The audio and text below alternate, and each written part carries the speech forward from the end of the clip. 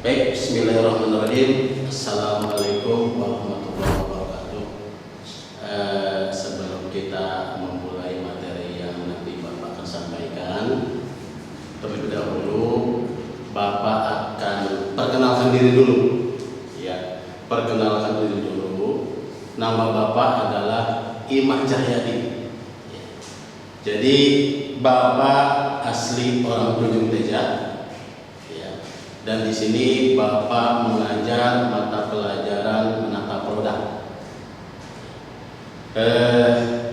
Selanjutnya Bapak akan mencoba untuk menyampaikan, ya, Bapak akan mencoba untuk menyampaikan materi tentang Wiyata Mandala. Di mana mungkin katakanlah bahwa mungkin anak-anakku sekalian sudah paham dan mengenal tentang Wiyata Mandala, karena ketika materi ini masuk di SMP atau di SMP MTS, kalian sudah mempelajari tentang materi Wiyata Mandala.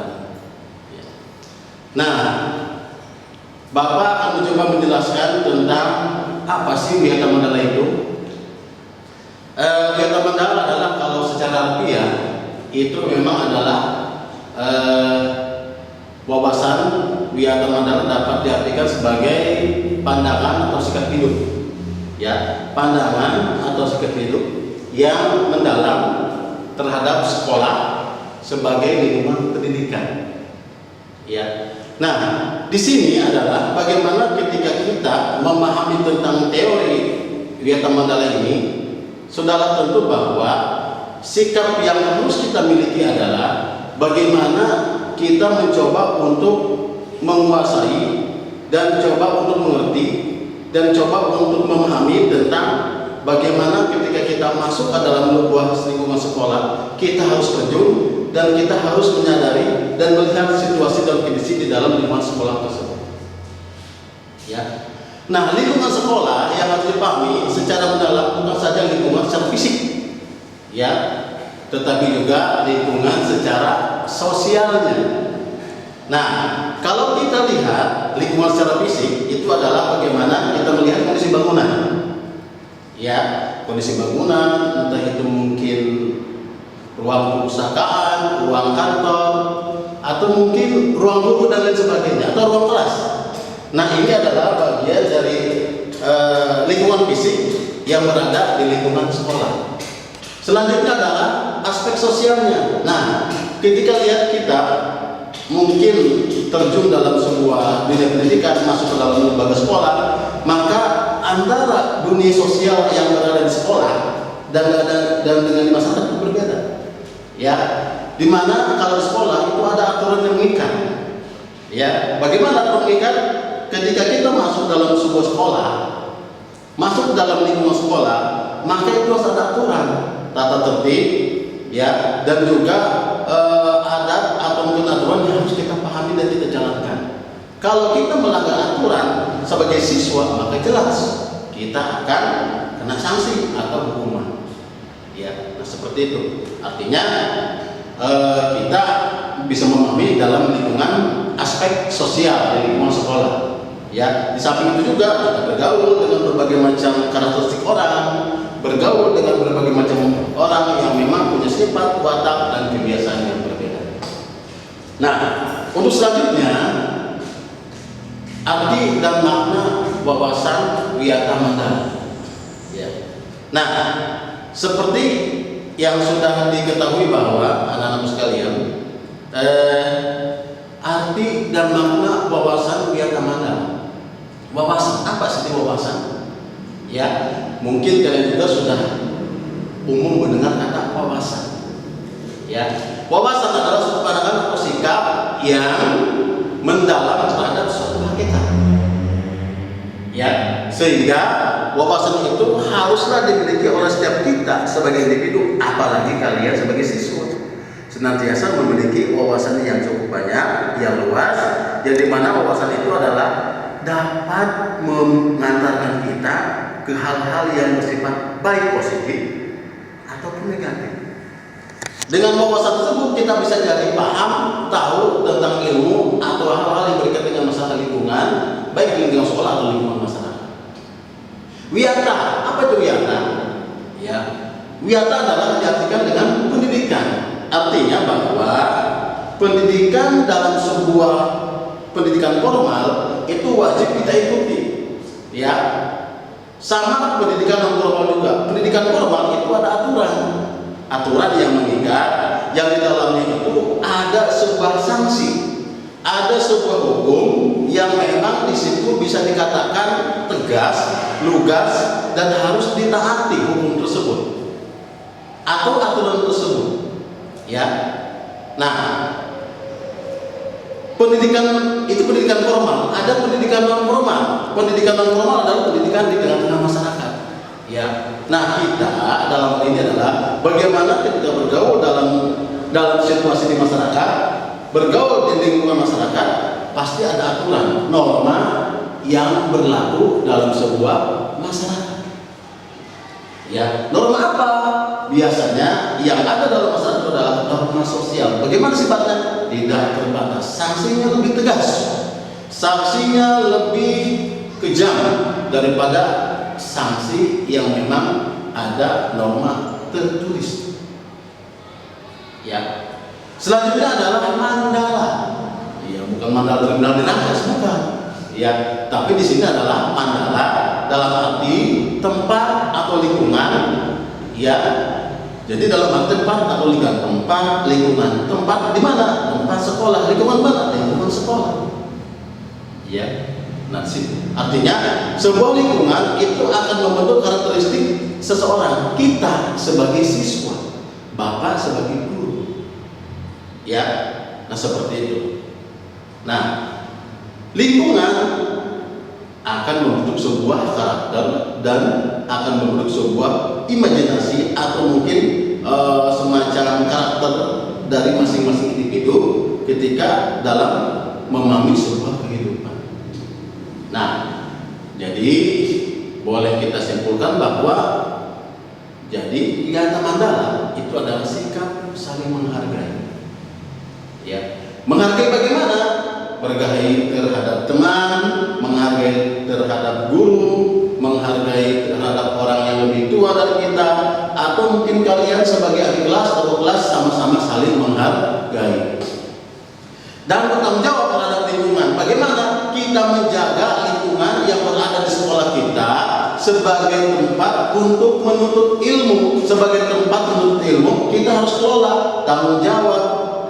Bagaimana kita dalam hal ini adalah bagaimana menjaga lingkungan tersebut agar senantiasa bersih, nyaman, teratur, dan indah dipandang. Kalau sudah seperti itu, yang terjadi adalah kita merasa enak, kebersihan merasa terjaga, akhirnya segala kemampuan kita, semua yang berkaitan dengan hal berkaitan dengan lingkungan sekolah itu kita bisa pahami dan kita bisa mengerti. Ya. Nah, di samping itu ada selanjutnya unsur wiyata mandala. Ya, jadi memang kalau kita lihat materi wiyata mandala ini cukup kompleks. Artinya di sini memang menjelaskan tentang bagaimana tentang berkaitan dengan lingkungan sekolah dan lingkungan masyarakat pada umumnya. Ya. Nah, sekolah merupakan lingkungan pendidikan, jelas. Artinya di sekolah itu tempat belajar, di sekolah tempat menuntut ilmu, di sekolah tempat lingkungan pendidikan yang dimana di situ tidak bisa dinodai, tidak boleh dinodai dengan hal-hal yang notabene di luar pendidikan. Khusus sekolah adalah untuk belajar, mengajar, untuk menuntut ilmu, untuk kalian belajar dengan baik dan benar. Di situ ada aturan yang berlaku, hukum yang berlaku. Ketika kalian melanggar, pasti kena sanksi dan hukuman. Kenapa? Karena sekolah adalah pengaturan, tempat lingkungan pendidikan. Pendidikan adalah suatu hal yang urgen, yang harus kita miliki, yang harus kalian miliki, yang harus kalian tempuh dalam rangka untuk meraih masa depan. Ya.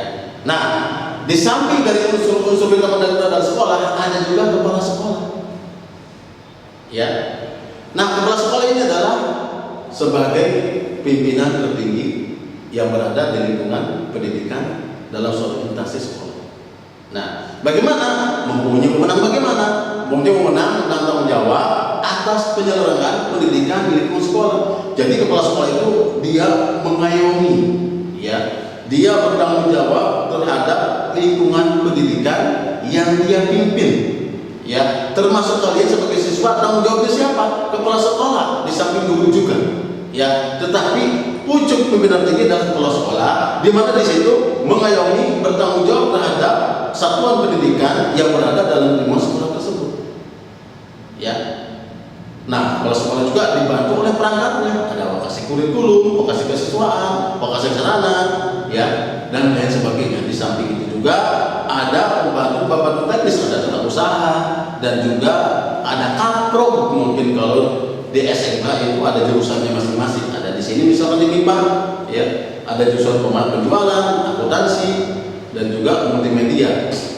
Nah, di situ ada masing-masing kaprok yang menangani, yang bertanggung jawab untuk kelangsungan proses belajar mengajar di lingkungan sekolah MIPA pada khususnya. Ya. Nah, antar guru dan orang tua. Bagaimana nih antar guru dan orang tua? Di sini siswa harus saling pengertian. Ya, dalam arti kerjasama yang erat antara siswa, guru, dan orang tua ini akan berpengaruh positif terhadap pendidikan. Ya, di mana orang tua itu mempunyai pengawasan penuh di rumah terhadap putra-putrinya. Di sekolah, guru mempunyai tanggung jawab dan pengawasan penuh terhadap putra-putri dari peserta didik yang mungkin orang tua titipkan ke sekolah. Ya, seperti bagaimana? Dari mana ketika mulai masuk dari mulai jam 7:30 sampai jam 2 itu adalah mutlak. Di sekolah itu adalah tanggung jawab guru. Ya, sebagai garda terdepan di lingkungan pendidikan. Kalau sudah pulang, segala sesuatunya berkaitan dengan anak tersebut, anak sekolah itu adalah sudah tanggung jawab orang tua. Maka di sini guru, orang tua, dan siswa itu semuanya saling mempunyai peranan penting dalam meningkatkan kecerdasan, dalam meningkatkan pendidikan yang berada di Indonesia. Ya. Nah, selanjutnya adalah warga sekolah.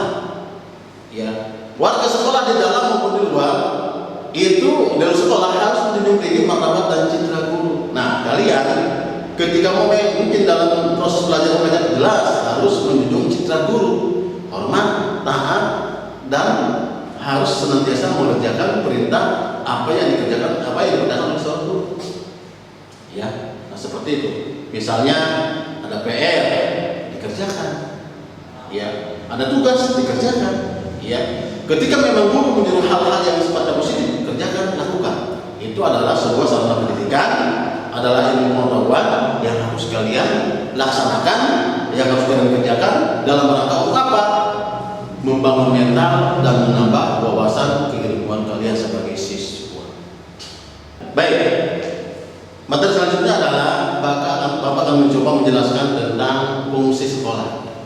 Ya, nah, fungsi sekolah itu adalah apa? Mungkin di antara kalian sudah ada yang paham dan tahu, karena mungkin kalian adalah pernah duduk di bangku sekolah. Ya, semisal ada lulusan SMP, MTS, ya, mungkin ketika di sekolah kalian sudah dipahami dan dipelajari, atau mungkin sudah dijelaskan oleh seorang gurunya tentang apa sih fungsi sekolah. Nah, fungsi sekolah itu adalah sebagai tempat masyarakat belajar. Jelas, masyarakat siapa? Masyarakat yang memang mau belajar ke sekolah, menuntut ilmu. Siapa masyarakatnya? Kalian sebagai peserta didik, itu adalah masyarakatnya. Ya, kalian sebagai peserta didik itu adalah orang yang menghuni lingkungan sekolah. Ya, tentunya ketika kalian sekolah belajar itu mempunyai itu kalian mempunyai kewajiban yang harus kalian kemukakan, kewajiban yang harus kalian laksanakan. Apa aja? Mungkin itu adalah salah satunya kalian membayar SPP, atau mungkin mengerjakan tugas, atau juga mungkin hal-hal yang lainnya, baik diperintahkan guru atau atau mungkin yang lainnya yang memang katakanlah itu adalah dalam rangka untuk mendidik kalian supaya kalian itu mampu dan mau belajar. Karena bagaimanapun di sekolah itu adalah tempat lingkungan belajar kalian. Ya, kalau nggak mau belajar jangan sekolah. Kalau tidak mau belajar jangan pergi ke sekolah. Silahkan di rumah. Ya, sekolah tempat belajar, tempat menuntut ilmu agar kalian bisa pandai, bisa menjawab tantangan masa depan yang sangat kompleks. Apalagi ke depan nanti kehidupan itu akan lebih sulit, ya, kehidupan itu akan lebih rumit. Tetapi kalau kita tidak bisa menjawab tantangan tersebut, mempersiapkan tantangan tersebut, maka yang terjadi adalah kalian akan ketinggalan. Kalian akan tergerus oleh kemajuan zaman yang memang zaman itu semakin berubah, teknologi semakin berubah, kemampuan manusia itu semakin berubah. Nah, kalian juga harus berubah. Salah satunya bagaimana? Dengan menguasai teknologi dan ilmu pengetahuan. Ya. Nah, materi selanjutnya adalah proses seorang siswa untuk bisa memiliki wawasan yang mendalam. Apa aja sih prosesnya? Yang harus kalian kuasai, yang harus kalian miliki, yang harus kalian mampu untuk kalian supaya bisa memiliki wawasan mendalam. Ya, ada beberapa tahapan ya yang harus kalian laksanakan, yang harus kalian kerjakan dalam proses biata mandala ini. Ya, 3 tahapan ya yang harus kalian miliki ketika proses biata mandala ini bisa dimiliki, bisa dipahami oleh kalian. Apa aja itu? Yang pertama adalah mengetahui. What is the meaning mengetahui? Ya. Mengetahui adalah salah satu hal yang patut, yang harus kalian kuasai. Karena kata mengetahui adalah kalian sudah memahami. Apa sih mengetahui? Ingin tahu. Ya. Nah, mengetahui dalam arti adalah di sini lingkungan fisik sekolah. Ya. Seperti apa lingkungan fisik sekolah itu? Ya, seperti itulah yang kalian terjun ke dalam dunia sekolah. Ya, kalian bisa melihat lingkungan fisiknya, entah itu mungkin ruangan laboratorium, ruangan guru, ruangan kantor, atau mungkin gedung sekolahnya. Itulah lingkungan fisik yang ada di sekolah tersebut. Harus kalian kuasai dan pahami. Ya. Nah, itu berkaitan dengan mengetahui. Apa? Kalian harus mempunyai sifat mengetahui. Ya, harus tahu tentang lingkungan yang ada di sekolah tersebut. Ya. Nah, seperti itu. Seperti apa? Ruang guru, ruang perpustakaan, ya, dan juga fasilitas sekolah, dan juga hal-hal yang lain, mungkin termasuk kantin. Yang harus kalian ketahui di mana lokasinya, di mana tempatnya, di mana posisinya. Nah, itu yang harus kalian ketahui sebagai siswa. Untuk apa? Pertama, kalian butuh guru, datang pasti ke ruang guru. Kalian butuh kantin, pasti datang ke ruang kantin. Kalian butuh baca buku, datang pasti ke ruang perpustakaan. Nah, di mana tempatnya? Dipelajari di lingkungan sekolah tersebut, supaya kalian tahu di mana posisi-posisi tempat tersebut berada. Ya, seperti itu. Ya. Setelah mengetahui, apa yang harus kalian lakukan adalah selanjutnya adalah mengenal. Ya. What is the mengenal? Ya. What is the meaning mengenal? Ya. Nah, mengenal adalah dalam arti boleh kita memperkenalkan diri, boleh kita mengenal lingkungan sekolah, boleh kita mungkin katakanlah mengenal lingkungan sekolah yang memang di situ beraneka ragam macam kebudayaan, karakteristik dan kebiasaan. Tapi dalam hal ini adalah mengenal dalam arti seluk-beluk sekolah. Ya, misalnya bagaimana cara memanfaatkan koleksi perpustakaan, bagaimana cara memanfaatkan kantin yang ada di sekolah, bagaimana cara memanfaatkan perangkat-perangkat sekolah yang memang ada di lingkungan sekolah yang disiapkan oleh sekolah untuk kepentingan siswa. Nah, kalian harus mengenal. Sudah mengenal pasti kalian memiliki. Ya, sudah mengenal pasti kalian memiliki. Sudah mengenal pasti kalian akan lebih mengetahui dan lebih memahami. Ya. Nah, seperti itu. Maka kalau sudah mengetahui, memiliki, bahkan kalian bisa mencintai. Nah, yang ketiga itu adalah mencintai. Yang pertama apa tadi? Mengetahui, mengenal. Yang ketiga adalah mencintai. Itu yang termasuk ke dalam proses seorang siswa yang bisa memiliki wiyata mandala. Ya, ada 3 proses yang harus dimiliki oleh seorang siswa. Pertama, mengetahui, mengenal, dan juga mencintai. Apa itu mencintai? Mencintai adalah salah satu hal yang memang tidak bisa diungkapkan dengan kata-kata. Tetapi di sini adalah mencintai dalam arti semua lingkungan yang berada di sekolah itu senantiasa harus dicintai. Ya, misalnya sudah mengenal perpustakaan harus dicintai. Bagaimana dicintainya? Dengan membaca. Kalau kalian mencintai seorang perempuan atau laki-laki, kalian juga kan senantiasa harus mengenal karakteristik, mengenal kepribadiannya. Kalau kalian mengenal perpustakaan, mencintai perpustakaan, apa isi perpustakaan itu? Dengan buku bacaan, baca isi. Ya, itu harus yang kalian cintai. Ya, dan juga yang harus kalian cintai adalah bisa perangkat-perangkat sekolah yang lainnya. Misalnya, kalian mencintai kantin dengan apa? Jajan. Silakan jajan. Ya, mencintai ruang guru, silakan datang ke guru. Ya. Untuk apa? Tentunya untuk menambah ilmu dan menambah materi-materi yang memang disampaikan yang belum lengkap. Kalian masih kurang, datang ke ruang guru, minta pemahaman berkaitan dengan masalah pelajaran yang sudah disampaikan oleh guru tadi.